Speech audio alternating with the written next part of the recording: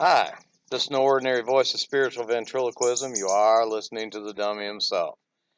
I want to rap at you a little bit about Eastern protocols.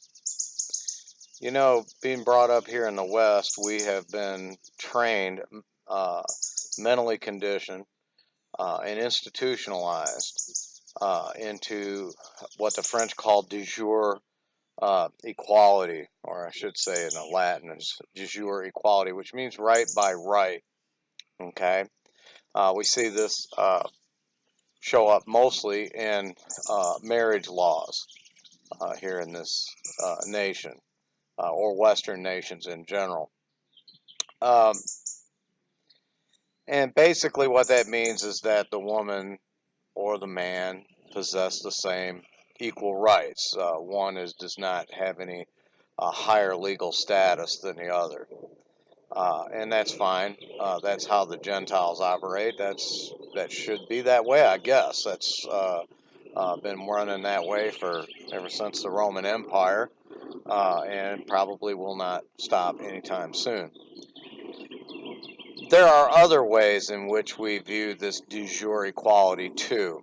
One of the ways that we exercise du jour equality in the West, which is totally foreign to Hebrew thought, Hebrew concrete thought, is in the realm of authority, in the realm of what do you say, a chain of command and things like that. Uh, in ancient Eastern Hebrew custom, uh, the king is the sovereign, obviously, by the very title, but and the king does not, he's not accountable to anyone besides Elohim. A good example of that was, of course, we bring this up over and over again, was in the case of David and his issue with Bathsheba. And I know everybody just says that. Now we're going to beat that dead horse again, Brother Rich. Well, you know, it serves so many purposes for the realm of teaching. Yes, we will. David had taken another man's wife, uh, which I might add was common in Eastern culture and in Eastern custom. You can read about that tendency or that penchant to take beautiful women, even if they were married to other men, in the um, story of Abraham and the Egyptian Pharaoh, Ahimelech, Canaanite king, and his son Isaac. Uh, it wasn't far-fetched for a king to exercise his sovereignty, his eminent domain, his right of domicile, to basically act, what do you say, with executive privilege. We'll say that. One thing we have to do remember, on a side note, is that we have to remember this, that any time, let's just say, for example, the king is just wicked as hell, and there are many that are recorded as such in the Tanakh. You know, you have to sooner or later start asking the right question, and that question being is, why do you have a wicked king ruling over you in the first place?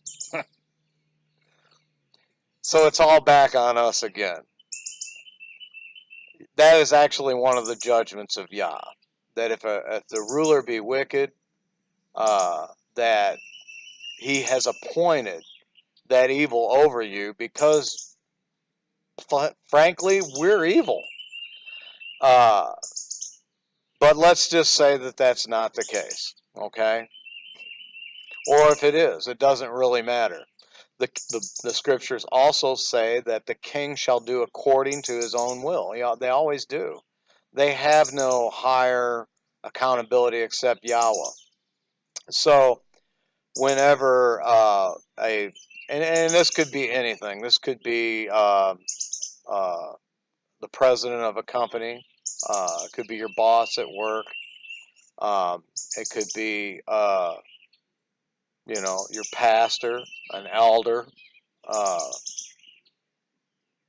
Could be just about any type of scenario you can think of.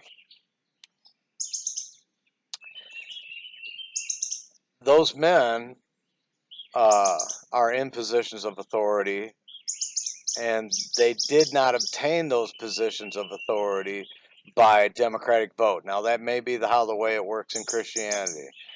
Maybe they followed the example of the uninspired apostles when they cast lots for Matthias, and the lot fell on Matthias to replace the office of Yehuda, the Sicarii, who had betrayed Yeshua and fell on his sword or whatever.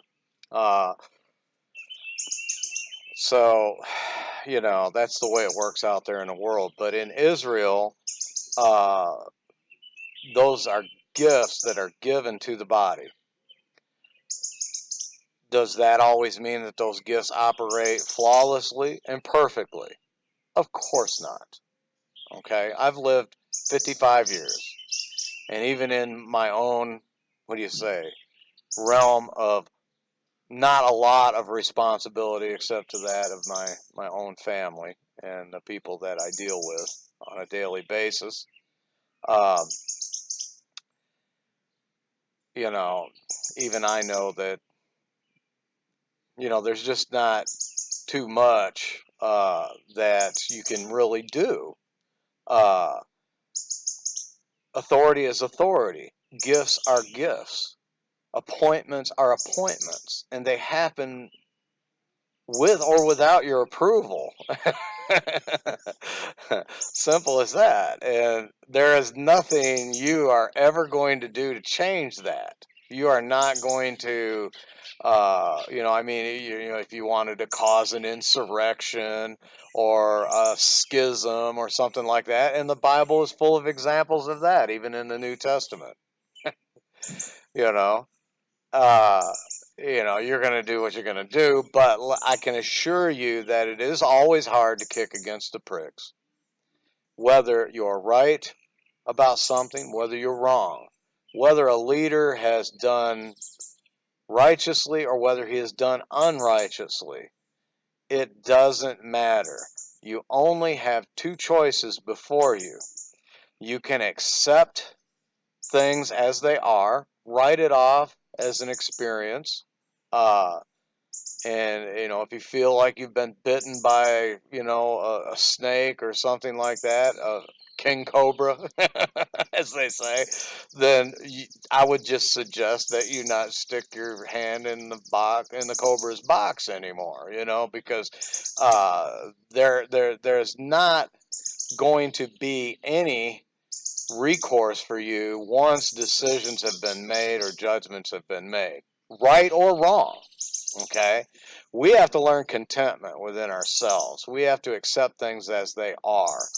People don't always do things right. A lot of times they do, and we're the ones that have the problem, not the ones who have had to exercise their office, and it just didn't turn out well for you in your day in court. So,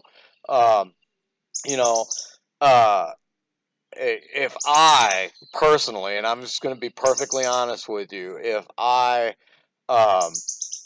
voted with my feet every time that a decision was made, or something was said, or something was done, or something was not done to my liking, to my satisfaction, and I actually voted with my feet, I would have been gone 100 times. Toes are going to get stepped on. It's just human nature. and if you put some shoes on and not stick your feet out so far in the path, you might not get trampled on, so it's just like that. Always it's going to end up coming back to us. uh, we don't know that a lot of times that when things are decided by leadership or whatever, we don't know that Yah is not actually testing us. And they may not even know it. They may not even know it. But we're being tested.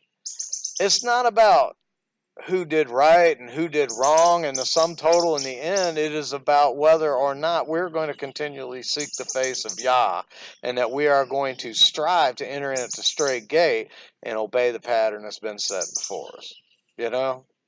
Uh, so, like I said, the example of King David was, he had messed with this other man's wife, and the only person that came to him was the prophet Nathan, okay? And all he could do was faithfully speak what Yah had told him to speak to the king. He had no ecclesiastical authority over the king.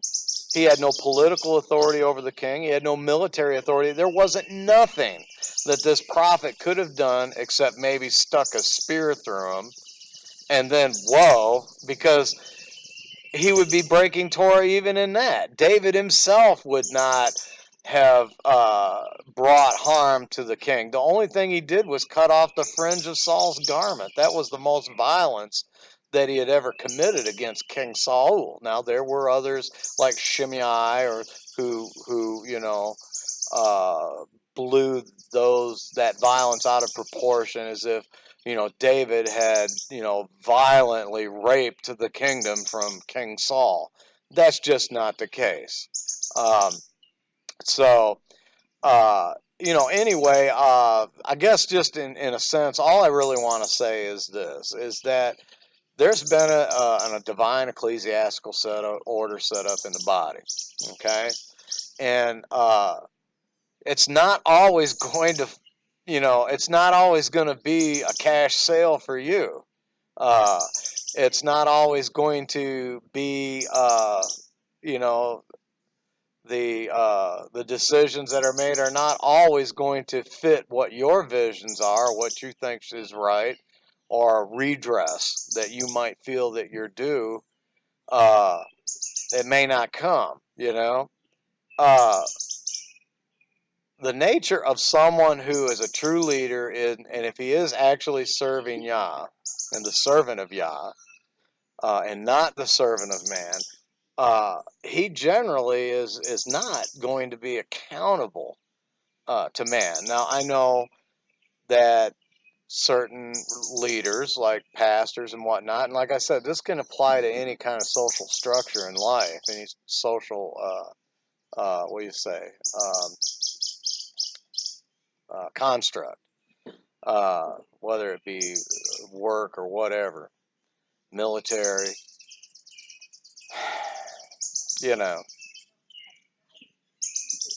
even though things are not always going to be uh, to your liking, that's just the way things are, okay?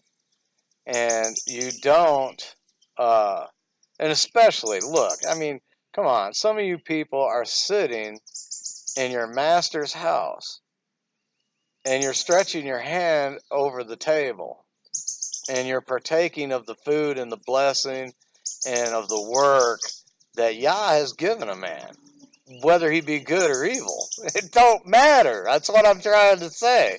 It really don't matter, okay? And there's a scripture that talks about servants who come and leap upon the threshold. Now, if you want to know about threshold, you probably ought to go back into my playlist and archives and listen to a radio broadcast called Threshold Covenant or the Salt Covenant. Both of them very informative. You could learn a lot from them. But, basically what that means is that there's a line, a threshold, where if you cross over that, you have become a transgressor, okay? In the Torah, it talks about boundaries, about removing your neighbor's boundary stone or his landmark, okay? There's actually a curse that comes with that too. And I am applying this to the threshold principle here because it is part of what is known as commonly as the threshold covenant. There are, people that will, they're right there and they cross the boundaries, of, their position, and they begin to, what do you say, uh, exalt themselves or think themselves to be somewhat more than what they are. Uh, Believe me, there's a principle that you need to understand. The Bible says this, that the master does not reveal his secrets to his servants, but he does to his friends. Let me rephrase that, it's more accurate. The servant does not know what his master does, but the master will reveal his secrets, his plans, his visions, his ideas to his friends.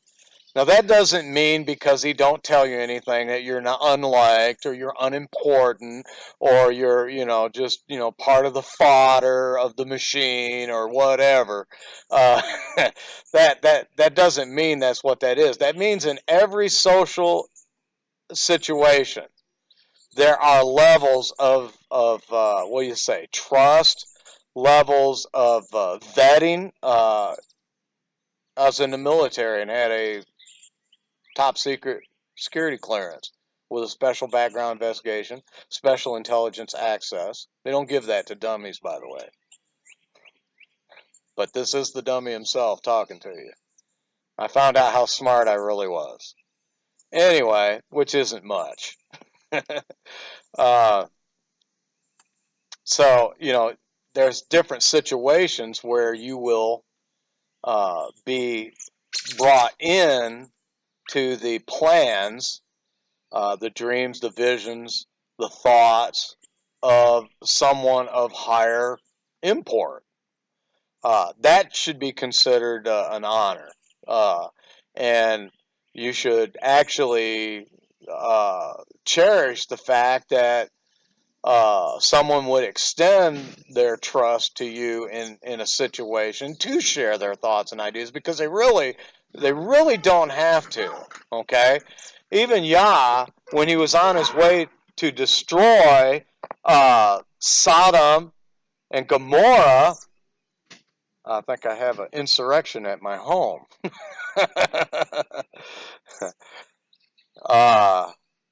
Sodom and Gomorrah, he made this statement. He said, "Shall I hide from Abraham the thing that I shall do?" He said, "No, I'm going to tell my friend," because Abraham was the friend of Yah. He wasn't a friend of Yah. He was the friend of Yah. The only person in all of the Torah and the prophets that was specifically spoken of as Yah's personal friend. What an honor. So, yes, he would tell Abraham what, but that didn't mean he told Abraham everything he was doing in the divine plan and in the scope of all things. Abraham didn't have, inside track and inside trader information on everything that the Most High was going to do. Uh, you know, there's some things that he reserved just for himself.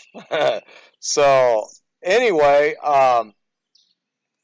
so you will know where you are at in any given situation, any social construct that you find yourself in, you'll know your position in any, any item of concern by the fact that you are being brought in and informed about things, or you're not, okay?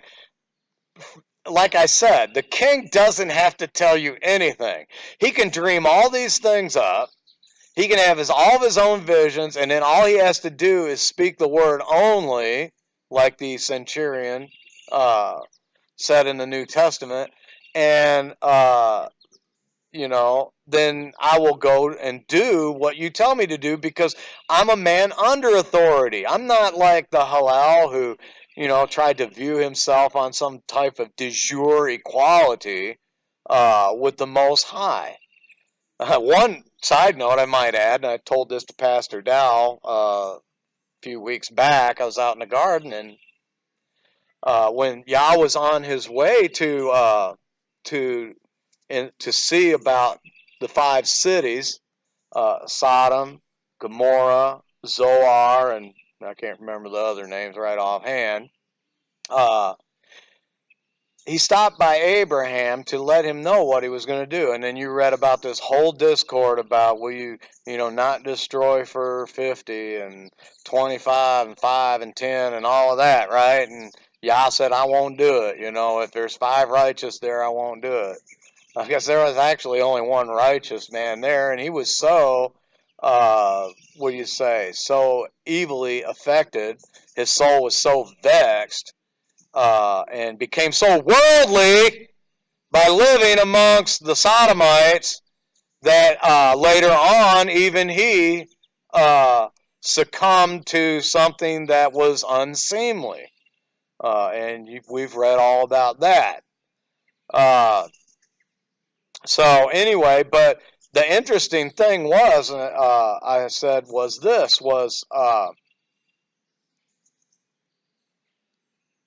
why didn't Yah tell Abraham about his sin with the slave girl Hagar when he's on his way to destroy 5 cities, and one of the chief issues going on there, or what it had all evolved into, was gross sexual immorality and idolatry? I mean, if what Abraham was doing was so wrong, surely the Ancient of Days, maybe he had some kind of divine Alzheimer's attack and he just forgot for the moment. I'm 55, I understand that. I forget things a lot now. It's not, I used to never forget anything, especially, if I was holding a record of wrongs against somebody in authority. I used to just, I couldn't forget those things. I could, run the recorder, and I had accurate testimony too. Every word that was spoken, I could tell it just exactly like it was said. Okay? But nowadays I'm not as fast of a rat as I used to be. So anyway, getting back to the subject matter at hand, Yah didn't tell Abraham anything. Surely he would at least bring up the fact, maybe, so you don't end up like the Sodomites. Maybe you should, stop sleeping with your slave girl Hagar, because, this just isn't right. You're only supposed to have one. Which I'm going to get into that in another video. I might actually do that just here in a few minutes. Maybe right here in the same spot. You may just have to stay tuned while the sponsor does a commercial break. But anyway, the point of the video being is this. And I know this is a long video, and I know I'm rambling on. You're listening to Old Man Don't Know Nothing, but that's okay. I have to express myself. All right? Is that for your own peace, you have to understand what the Hebrew structure is. If you're going to be a Hebrew, you have to understand the structure. The only way you can understand this structure. Now, people of discipline, they understand this very well. People who have been disciplined, been in the military, or something along those lines, they understand these concepts very well. If you read in the Bible, people didn't even question, and usually the ones who did, they didn't keep their head on top of their shoulders for very long, but yet we think that we're going to change all this. We're modern. We're not cavemen. We're not barbarians anymore. But anyway, the thing that I'm just trying to get at in this video is this. In order for you to have your own personal peace, okay, and for you to be able to fulfill the will of Yah and to maintain your connection with Him in righteousness, you have to accept to a degree the things as they are, okay? Because you're not going to change anything. If a leader or a king is wicked, he could be wicked as hell. But you constantly wanting to vindicate yourself takes away the judgment of Yah. He's going to remove his hand from that man. He did it many times in the scriptures. He'll remove judgment from the person who we know is downright evil, okay? And he then will turn the judgment on the person who righteously is offended. And, I'm not saying fences don't come, because they will.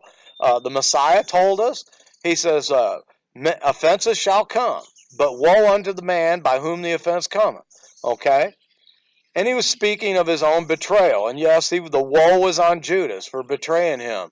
But there is a deeper teaching there in that if an offense comes and you don't deal with it righteously, there's going to be a woe on you. You could even be the offended party, and you're still going to have the woe on you.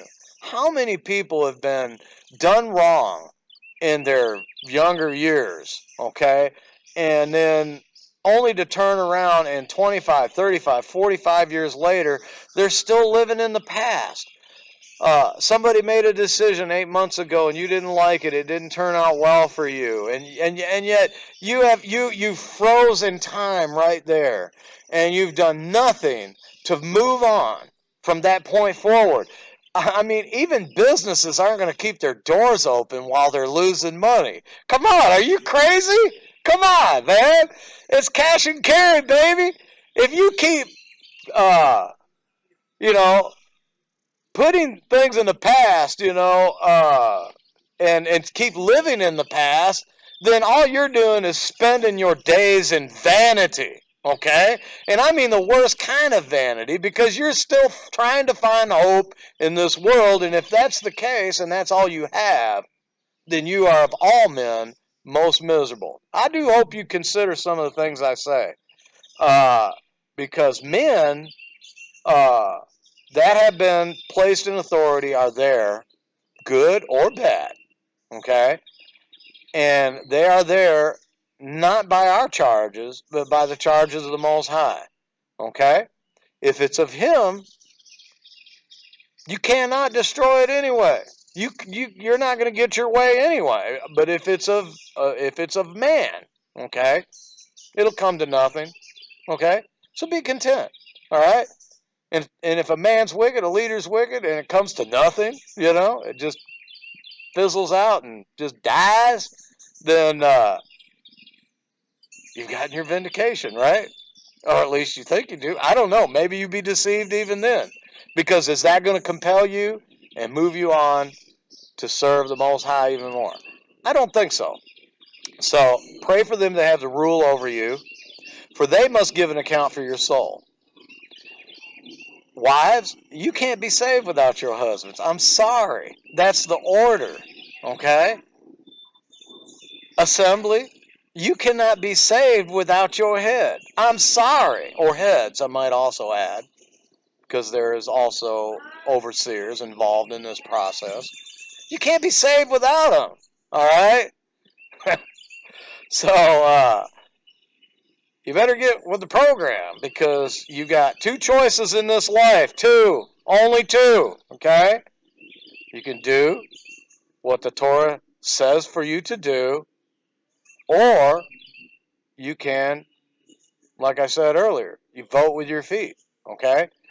I would say that you not act hastily, because most of the time we bring judgment on our own selves, okay? And we're the